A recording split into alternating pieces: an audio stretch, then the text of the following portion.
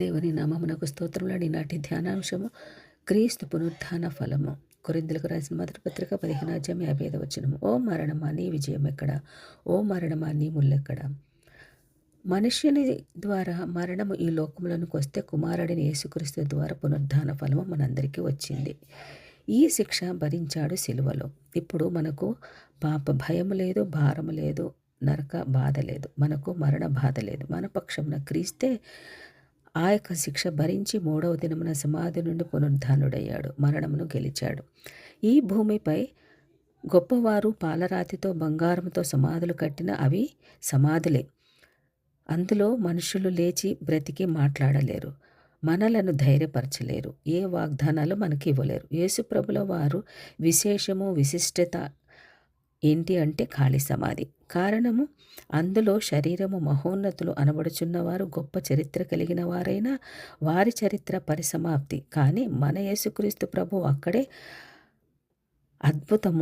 అద్భుతమైన జీవితము మొదలైంది. ఎవరు ఎన్ని చరిత్ర పుస్తకాలు రాసుకున్నా చివరికి పరమ పదించిరి అని వ్రాయవలసిందే కదా, అంటే మరణించారు అని రాయాల్సిందే కదా. కానీ యేసుప్రభుల వారి దగ్గరికి వస్తే చావే చచ్చిపోయింది, మరణమే మరణించింది, సమాధి గుండె చీలిపోయింది, పాతాళం సిగ్గుతో తలవంచుకుంది. యేసయ్య విజయ విహారముతో తిరిగి లేచాడు. భయపడకుము అని చెప్పడానికి అర్హత కలిగినవాడు.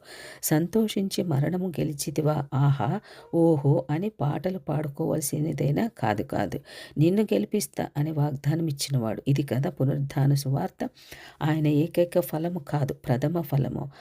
ఆ యొక్క పరిధిలోనే, ఆ యొక్క లైన్లోనే మనము ఉన్నాము. ప్రతివాడు తన వరుసలోనే బ్రతికింపబడను. కొరింథీయులకు రాసిన మొదటి పత్రిక 15:27 ప్రకారము ఆయన ప్రథమ ఫలముగా ఉండగా మనమందరము కూడా ఆయనక మరి వాగ్దాన ఫలముగా మనము ఉంటున్నాము. మనము కూడా ఆ యొక్క మరణం నుంచి గెలవచ్చు. పద్మాసు ద్వీపములో తినడానికి తిండి లేక త్రాగడానికి నీరు లేని స్థలములలో అహంకారులు కర్కశముగా శిక్షగా యోహానుని ఆ యొక్క పద్మాసు ద్వీపములు త్రోసివేసిన చూచుచున్న దేవుడు చావుకి దగ్గరగా ఉన్న యోహాను దగ్గరకు వచ్చి తాళపు చెవులు గుత్తి చూపించి, భయపడకు యోహాను, తీసుకో అని ఇస్తుంటే, ఎందుకు ప్రభువా అని అడుగుగా, మరణము యొక్క పాతాళం యొక్క తాళపు చెవులు శత్రువైన సాతాను తలను చితక కొట్టి తీసుకువచ్చాను, తోకను నీ కాళ్ళ క్రింద పెట్టాను అని యోహానును చేతుల్లో తాళపు చెవులు పెట్టి, ఇది తీయాలన్నా మూయాలన్నా నీదే అధికారమని చెప్పి ప్రకటన గ్రంథము రాయించాడు. ఇక భయము లేదని అభయమిచ్చాడు. ఎంత గొప్ప కృపగల దేవుడు మన యేసుక్రీస్తు. ప్రకటన గ్రంథం 1:1-21 పరమందు క్రీస్తుని చూస్తూ వివరించాడు యోహాను. ఎంతో చక్కటి వివరణ. కొరింథీయులకు రాసిన మొదటి పత్రిక 15:20-24 ఆయన ఒక్కడు మరణమును గెలిచి సర్వ మానవాళిని బ్రతికింపచేసి ప్రథమ ఫలము తానయ్యుండి మిగిలిన ఫలములుగా మనందరిని బ్రతికింపచేస్తున్నాడు. ఫలములుగా మనము ఉన్నాము కాబట్టి మరణం నుండి పరలోకమునకు సజీవులుగా చేరవచ్చు, పునరుద్ధానంలోనికి రావచ్చు. మరణం లేని మహిమ లోకములోనికి స్వేచ్ఛగా అడుగుపెట్టే అవకాశం దేవుడు మనకు అనుగ్రహించాడు. మనము చేయవలసినది ఏమనగా, క్రీస్తు దగ్గరకు చేరగలిగితే, క్రీస్తుతో నడిస్తే క్రీస్తు పరలోకమునకు తీసుకువెళతాడు. సిద్ధపడుటకు దేవుడు సహాయం చేస్తాడు. యెషయా గ్రంథం 26 మృతులైన నీ వారు బ్రతుకుదురు, మంటిలో పడి ఉన్న వారులారా మేల్కొని ఉత్సహించుడి. సర్వ విశ్వములో పాపమును తీసుకొని రక్షణ ఇచ్చాడు, మనకు శాపాన్ని తీసుకొని ఆశీర్వాదము ఇచ్చాడు, రోగమును తీసుకొని స్వస్థత ఇచ్చాడు. సర్వ ప్రపంచంలో ఇంతకన్నా బెస్ట్ ఆఫర్, బెస్ట్ క్వాలిటీ ఎవరు ఇవ్వగలుగుతారండి? ఎవ్వరు ఇవ్వలేరు.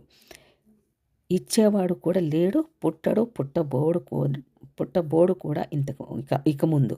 శిలువ రక్తం ద్వారా శాపము కొట్టివేసి తన మరణము ద్వారా శిలువ ఫలములు మనకు వచ్చులాగున చేసిన కార్యమే రక్షణ కార్యము.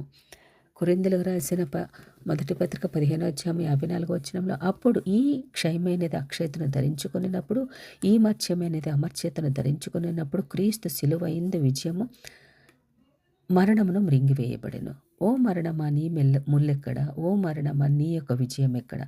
మరణపు ముల్లు పాపము, పాపమునకు బలము ధర్మశాస్త్రమే. పాపమునకున్న బలము సిలువలో తీసివేసి సిలువలో విజయం ఉంది.